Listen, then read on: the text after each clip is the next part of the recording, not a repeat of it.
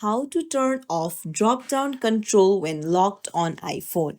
Hey everyone, welcome back to the channel. If you are new here, don't forget to hit the subscribe button and turn on the notification bell to not miss any updates. So, in this quick tutorial, I'll walk you through how to turn off the drop down control when locked on your iPhone. So, let's get started. First things first, you'll need to open up the settings and then scroll down and then tap on Face ID and passcode. So, first things first, you'll need to enter your passcode. So, now scroll down and uh, you'll find allow access when locked, and there you'll find a control center. So, you just have to toggle it off. So this feature can be a security risk if turned on, especially if your iPhone is just sitting on a table.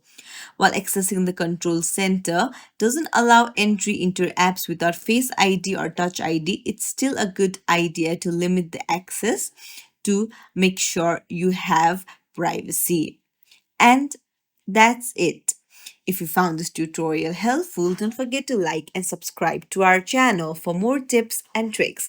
Thank you for watching. See you in the next video.